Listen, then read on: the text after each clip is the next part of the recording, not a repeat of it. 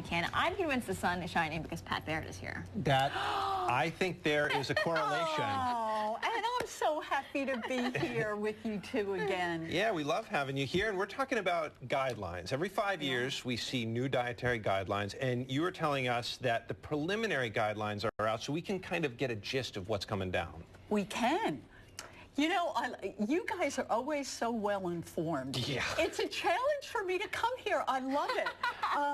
Yes, every 5 years, the dietary guidelines are revised because in that 5-year period, there's a team of experts on different nutrients that are reviewing the new science, literature, evidence, and maybe making adjustments. Okay.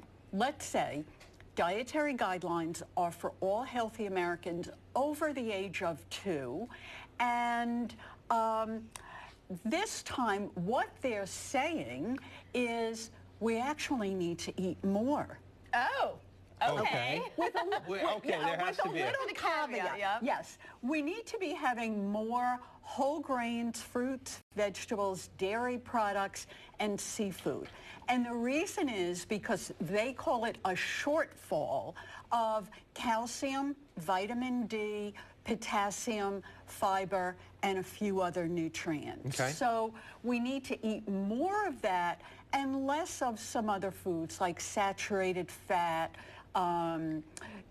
added sugars, Okay. etc. So how do we do this? You know, let's make it simple. And a simple way to do that is to maybe start off at breakfast.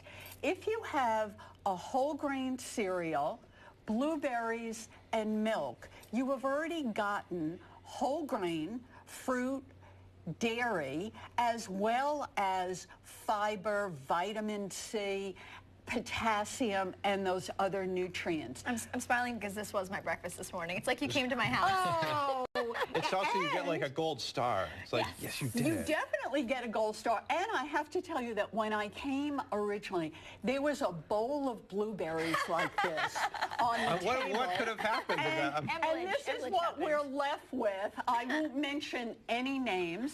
But, you know, when we talk about science and evidence, just earlier this year, there was a study that came out that showed that postmenopausal women who eat blueberries every day actually had lower blood pressure and less arterial stiffness. And wow. And that's what contributes to heart disease.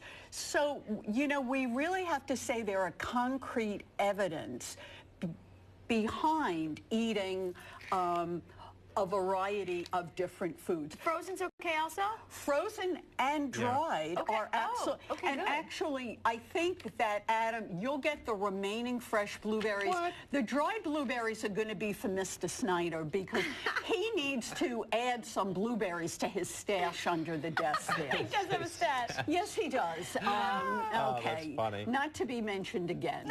All right. They're also recommending that we consume more seafood.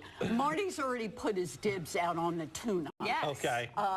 But this is what's interesting. The new guidelines are highlighting the omega-3 fatty acids in all seafood because of their benefits for brain development and cognitive function. And I think almost all of us recognize the role of omega-3 fatty acids in heart disease and preventing heart disease. We now know women who are pregnant and breastfeeding, young children, and older people really need to be having their omega-3 fatty acids.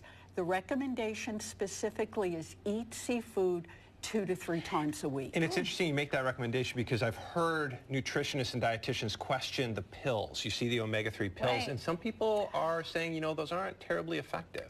Well, you know, it's always a foods first approach. Okay. All right. And you have to be careful. The science on omega-3s, you have to have EPAs and DHA, and the combination is, and it's a little bit complicated. So food first, that's the message. Listen Pat to Baird. Pat. Okay. And she'll help and then, you know, there's just really, I'm sorry. Next time.